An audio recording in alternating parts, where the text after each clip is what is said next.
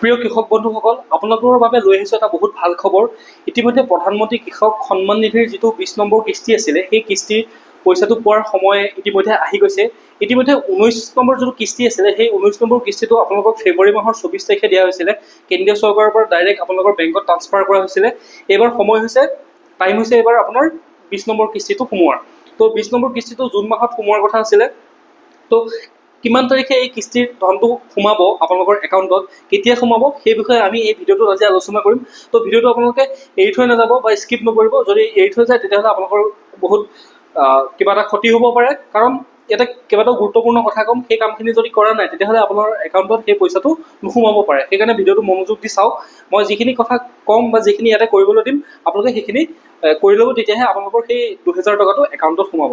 ইতিমধ্যে প্ৰধানমন্ত্ৰীয়ে যিটো কৃষক সন্মান নিধিৰ টকা আছিলে, সেই পইচাটো আপোনালোকক প্ৰতি বছৰে যিহেতু 6000 টকাকৈ দিয়ে, 3টা ইনষ্টলমেণ্টত দিয়ে, 4 মাহৰ মূৰে মূৰে দিয়ে। ইতিমধ্যে যোনটো 19 নম্বৰ কিস্তি আছিলে, 19 নম্বৰ কিস্তিটো আপোনালোকৰ 24 ফেব্ৰুৱাৰীত সোমাইছে, হয়নে নহয়? আপোনালোকে একবাৰ চাই লওক, আপোনালোকৰ বেংক একাউণ্টত আপোনালোকে চাওক, তাতে দেখা পাব 24 তাৰিখে 2000 টকা আপোনালোকৰ একাউণ্টত সোমাইছে। এতিয়া 24 তাৰিখ মানে ফেব্ৰুৱাৰী 24 তাৰিখ, 2025 চনৰ ফেব্ৰুৱাৰী 24 তাৰিখে আপোনালোকৰ সেই কিস্তিটো সোমাইছে। তো ফেব্ৰুৱাৰী, মাৰ্চ, এপ্ৰিল, মে', জুন, অৰ্থাৎ এতিয়া 4 মাহ হৈ গ'ল। আপোনালোকৰ 4 মাহ হৈ গ'ল, 4 মান্থ হৈ যোৱাৰ ফলত আপোনালোকৰ যিটো 20 নম্বৰ কিস্তি, সেই কিস্তিটো এতিয়া আপোনালোকৰ একাউণ্টত সোমাব। কেতিয়া সোমাব সেই বিষয়ে আমি ভিডিঅ'টো কথা পাতিম। তাৰ আগতে আমি কেইটামান কাম কৰিব লাগিব। সেই কামখিনি যদি আপুনি কৰা নাই তেতিয়াহ'লে আপোনালোকে সেই পইচাটো পাবলৈ সক্ষম নহ'ব। সেইকাৰণে সেই কামকেইটা পোনপ্ৰথমে কৰি লওক। কি কি কাম কৰিব লাগিব? প্ৰথমতে হৈছে কি, আপোনালোকৰ যিটো আধাৰ কাৰ্ড আছে, আপোনালোকৰ যিখন আধাৰ কাৰ্ড আছে, সেইটো আধাৰ কাৰ্ডখন বেংক পাছবুকৰ লগত লিংক কৰি লওক। প্ৰথমতে আপোনালোকে আধাৰ কাৰ্ডৰ আপোনালোকৰ 12টা সংখ্যাৰ যিটো আধাৰ কাৰ্ড আছে, যিখন আধাৰ কাৰ্ড আছে, সেই আধাৰ কাৰ্ডখন আপোনালোকৰ বেংক একাউণ্টৰ সৈতে লিংকৰ ফাৰ্ষ্ট কামটো। যদি আপোনালোকে সেইখিনি এতিয়াও কৰা নাই তেতিয়াহ'লে আপোনালোকে সেই ধন নাপাব, বা আপোনালোকে সেই যি ধন পৰা আপোনালোকৰ যি কৃষকৰ যি লিষ্টখন আছে, বেনিফিচিয়াৰী লিষ্টখন আছে, সেই বেনিফিচিয়াৰী লিষ্টখনৰ পৰা আপোনালোকৰ নাম কৰ্তন হ'ব পাৰে। সেইকাৰণে পোনপ্ৰথমে সেই কামটো কৰক। ক'ত কৰিব এই কামটো? আপোনালোকৰ ওচৰৰ যি CSC চেণ্টাৰ আছে বা অনলাইন কম্পিউটাৰ দোকান যিবিলাক আছে, অনলাইন কাম কৰে, সেই তেনেকুৱা এখন দোকানত যাওক। দোকানখন গৈ পেলাই আপোনালোকে পোনপ্ৰথমে আপোনাৰ আধাৰ কাৰ্ডখন আপোনাৰ বেংক একাউণ্টৰ সৈতে লিংক হৈ আছে নে নাই সেই বিষয়ে আপুনি গম লৈ লওক। যদি হোৱা নাই পোনপ্ৰথমে সেই লিংকটো কৰি লওক। ছেকেণ্ড কামটো হৈছে আপুনি eKYC কৰিব লাগিব। eKYC কিয় কৰিব লাগে? এইটো চৰকাৰে নিয়ম কৰি দিছে যে বেংক একাউণ্টত যেনেকৈ 2 মাহ বা 3 মাহৰ মূৰে মূৰে আপুনি eKYC কৰি থাকিব লাগে। eKYC কৰি থাকিলে বেংকে বা যোনে আপোনাৰ একাউণ্টত পইচা দিব বা চৰকাৰে গম পাব যে আপুনি জীৱিত হৈ আছেনে নাই, আপুনি সঠিকভাৱে পইচাটো পাই আছেনে নাই, আপোনাৰ বেংক একাউণ্টটো চলি আছেনে নাই, সেই বিষয়ে জানিব। সেইকাৰণে আপুনি eKYC কৰিব লাগিব। eKYC কৰিব হ'লে কি কৰিব লাগিব মই ইয়াতে আপোনালোকক দেখাই দিছোঁ। এইটো হৈছে চাওক, এইটো হৈছে pmkisan.gov.in, যোনটো চৰকাৰী ৱেবছাইট, ভাৰত চৰকাৰৰ এইটো ৱেবছাইট। কোনো ফেক কথা কৈ থকা নাই মই ইয়াতে, এইটো ভাৰত চৰকাৰৰ ৱেবছাইট। আপোনালোকে একবাৰ ডিছপ্লেখনত চাই লওক, pmkisan.gov.in চৰকাৰৰ ৱেবছাইট। আপোনালোকে এই ৱেবছাইটটোত যাব, গৈ পেলাই ইয়াতে আপোনালোকে কেইবাটাও অপশ্যন দেখিব। অলপমান তললৈ স্ক্ৰল কৰিলে আপোনালোকে দেখিব এটা হৈছে eKYC, new farmer registration, status of self registered farmer, CSC farmers, know' your status, update mobile number, online refund, এনেকুৱা ধৰণৰ কেইবাটাও অপশ্যন আছে। ইয়াতে আপোনাৰ 12টা অপশ্যন আছে, 12টা 13 14 15টামান অপশ্যন আছে। আপুনি ইয়াতে ফাৰ্ষ্টতে যোনটো দেখিছে য়েল্ল' কালাৰ eKYC, আপোনালোকে eKYCত ক্লিক কৰক। eKYCত ক্লিক কৰাৰ লগে লগে আপোনাৰ ইয়াতে আহিব যে ইয়াতে আপোনাৰ আধাৰ কাৰ্ডৰ নম্বৰটো দিব লাগিব। এইটো দেখিছেনে? আধাৰ কাৰ্ডৰ নম্বৰ, এইটো দেখিছে আপুনি আধাৰ কাৰ্ডৰ আপোনাৰ নম্বৰ XYZ123456 যি হয় আপুনি দিব, চাৰ্চ কৰিব। যদি এইটো কৰিব নাজানে, আপুনি eKYC যদি কৰিব নাজানে, তেতিয়াহ'লে মই ছাজেষ্ট কৰিম যে আপুনি CSC চেণ্টাৰটোত যাওক। CSC চেণ্টাৰটোত গৈ পেলাই আপুনি তাতে কি কৰিব পাৰিব, তাতে আপুনি eKYCটো কৰিব পাৰিব। যিহেতু বহুতে নাজানিব পাৰে বা কিবা কাৰণত ভুল হৈ যাব পাৰে, তো মই আপোনালোকক ছাজেষ্ট কৰোঁ যে আপোনালোকে অনলাইন কম্পিউটাৰ দোকানখনত যাওক, তাতে কম্পিউটাৰ ল'ৰাজনক, অনলাইন দোকানখনৰ ল'ৰাজনক এই কথাখিনি কৈ পেলাই আপোনালোকে এইটো আপডেট কৰি লওক। eKYC যদি নকৰে তেতিয়াহ'লে আপোনালোকৰ পইচা নোসোমাব, সেইটো কথা চিয়ৰ থাকক। এইটো বহুত ইম্পৰ্টেণ্ট হয় eKYC। তাৰপিছতে ইয়াতে অপশ্যন আহিছে চেক ইয়ৰ ৰেজিষ্ট্ৰেশ্যন ষ্টেটাছ, অৰ্থাৎ নো ইয়ৰ ষ্টেটাছ। এইটো দেখিছে আপোনালোকে green colour, light green colour, নো ইয়ৰ ষ্টেটাছ। এইটো দেখিছে নো ইয়ৰ ষ্টেটাছ। আপুনি নো ইয়ৰ ষ্টেটাছত যাওক, নো ইয়ৰ ষ্টেটাছত গৈ পেলাই ইয়াতে এণ্টাৰ ৰেজিষ্ট্ৰেশ্যন নং, অৰ্থাৎ আপুনি যে আপোনাৰ যিখন কিষাণ আই ডি আছিলে, কৃষক আই ডি আছিলে, PM কিষাণৰ যিখন আই ডি আছিলে, তাতে থকা যিটো ৰেজিষ্ট্ৰেশ্যন নাম্বাৰটো এণ্টাৰ কৰক। এণ্টাৰ কৰি পেলাই আপুনি গেট OTP কৰি পেলাই আপোনাৰ ষ্টেটাছ চাই লওক যে আপুনি এক্টিভ হৈ আছিলে নাই, আপোনাৰ নাম কটা গৈছে নেকি, আপোনাৰ বেনিফিচিয়াৰী লিষ্টৰ পৰা আপোনাক আঁতৰোৱা হৈছে নেকি, বা আপোনাৰ কিবা ভুল হৈ আছে নেকি, সেই কথাখিনি আপুনি ক্লিয়াৰ হৈ লওক। সেইখিনি ক্লিয়াৰ কেনেকৈ হ'ব, ইয়াতে কৰিলে আপুনি নাম্বাৰটো দিলে আপোনাৰ গোটেইখিনি কথা ওলাই যাব। কিন্তু এইটোতো মই ছাজেষ্ট কৰোঁ যে আপুনি ওচৰৰ CSC চেণ্টাৰ এটাত যাওক, আপুনি নিজে এইখিনি কৰিবলৈ নাযাব। এতিয়া এই ভিডিঅ'টো যিসকলে চাই আছে তেওঁলোকক মই এইটোৱে ছাজেষ্ট কৰিম, কাৰণ কম্পিউটাৰ জনা বা কোনোবা ভাল কম্পিউটাৰ জনা ল'ৰা এজনে সেইখিনি কৰিব পাৰে, বা কিবা এটা ভুল হৈ গ'লে তেওঁ শুধৰাব পাৰিব। আপোনাৰ যদি ঘপককৈ কিবা এটা ভুল হৈ যায় বা অনাকাংক্ষিত কিবা এটা যদি মিষ্টেক হৈ যায়, তেতিয়া আপুনি আকৌ শুধৰাবৰ কাৰণে আপুনি দৌৰি ফুৰিব লাগিব।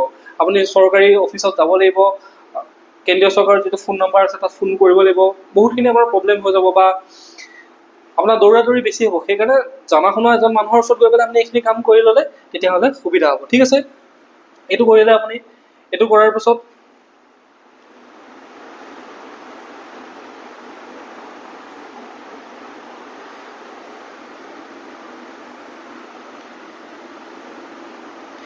Verify account details and years, অৰ্থাৎ আপুনি যিটো বেংক একাউণ্ট দিছিলে সেই বেংক একাউণ্টটোত কিবা ভুল আছে নেকি, আপুনি ভুল বেংক একাউণ্ট এটা দিলে নেকি, আপুনি ভুল একাউণ্ট নম্বৰ এটা দিলে নেকি, আপুনি ভুল IFC কোড এটা দিলে নেকি, যাৰ ফলত আপোনাৰ পইচাটো ৰখি আছে, বা আপোনাৰ যিখন বেনিফিচিয়াৰী লিষ্ট আছিলে সেই লিষ্টখনৰ পৰা আপোনাৰ নামটো কটা গৈছে, বা আপোনাৰ মাটি যিটো আপোনাৰ নামত যিটো মাটি থাকিব লাগে সেই মাটিটো থকাৰ কিবা ডিটেইলছ আপুনি কিবা ৰচিদ, ভূমিৰ পট্টা কিবা ভুলকৈ দি দিলে নেকি, ফলত আপোনাৰ সেই পইচাটো কি হ'ব, তাতে আপোনাৰ বহুত কৃষকৰ এতিয়া নাম কটা গৈছে।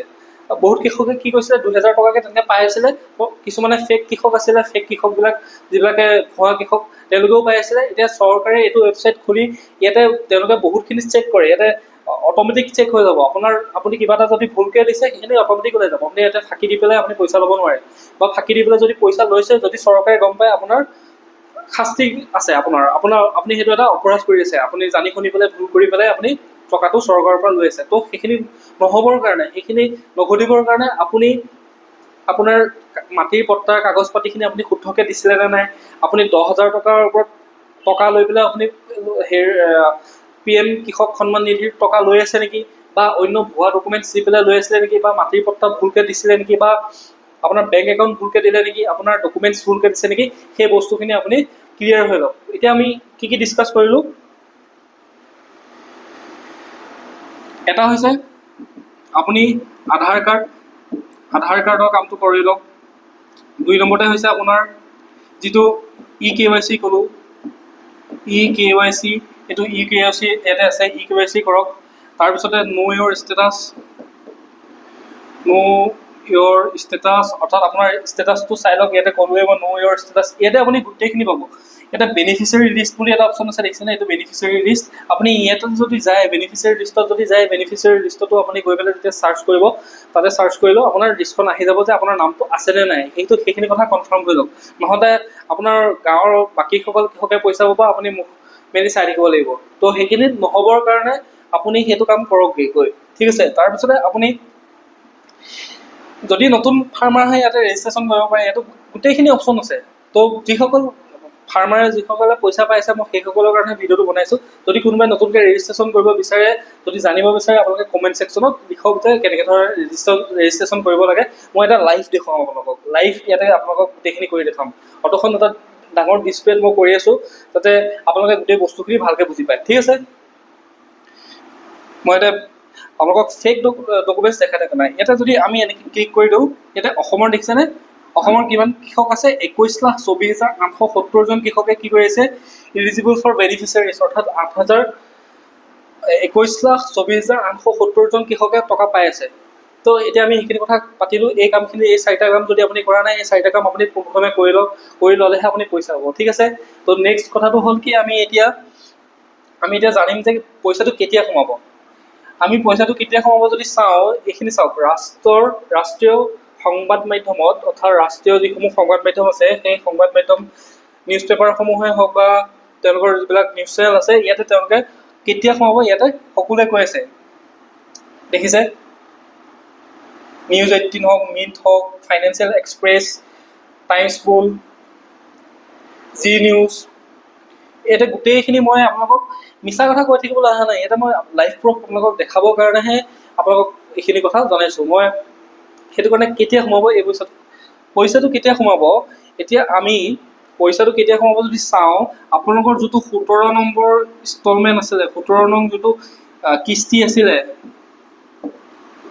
17 নং যিটো কিস্তি আছিলে সেইটো কেতিয়া সোমাইছিলে গম পায়নে সেইটো আছিলে 2024 চনৰ 2024 চনৰ জুন মাহত সোমাইছিলে সেইটো কিস্তি আপোনালোকে একবাৰ বেংক পাছবুক যদি আপলোড কৰে গোটেইখিনি ওলাই যাব মই ডিটেইলছ সহ লৈ আহিছোঁ 17 নং যিটো কিস্তি আছিলে সেইটো কেতিয়া সোমাইছিলে 2024 চনৰ জুন মাহৰ লাষ্টত সোমাইছিলে মানে মাহৰ লাষ্টত জুন মাহৰ শেষত সোমাইছিলে কিন্তু এতিয়া কথা হ'ল কি চৰকাৰে তেনেকুৱা কোনো আপডেট দিয়া নাই এতিয়ালৈকে যে পইচা কেতিয়া সোমাব কি কথা একো আপডেট দিয়া নাই তো দিয়া নাই কাৰণে কি হৈছে ব্যক্তি লোকসকল মানে ভাবিছে কেতিয়া পইচা সোমাব অলপমান মানে দুধুৰ মুধুৰ টাইপ হৈছে তো এই গোটেইখিনি কথা ডিছকাছ কৰি পেলাই এটা কথা চিয়'ৰ যে আপোনালোকৰ জুন মাহত কিস্তি নোসোমায় আজি জুন মাহৰ 30 তাৰিখ কাইলৈ 1 তাৰিখ হ'ব জুলাই মাহৰ তো জুন মাহত আপোনালোকৰ কিস্তি নোসোমায় সেইটো কথা চিয়'ৰ থাকক জুন মাহত আপোনালোকৰ পইচা নোসোমায় পইচা কেতিয়া সোমাব পইচা সোমাব জুলাই মাহত আপোনালোকে জুলাই মাহত নিশ্চিন্ত থাকক জুলাই মাহত আপোনালোকৰ যিটো কিস্তি আছে কেন্দ্ৰীয় চৰকাৰৰ পৰা সেই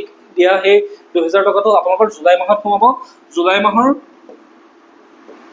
মাহৰ ভিতৰত হয়তো জুলাই মাহৰ ফাৰ্ষ্ট উইকত সোমাব পাৰে নহ'লে জুলাই মাহৰ লাষ্ট উইকত সোমাব পাৰে সেইটো কথা চিয়'ৰ থাকক হয় জুলাই মাহৰ ফাৰ্ষ্ট উইক নহয় জুলাই মাহৰ লাষ্ট উইক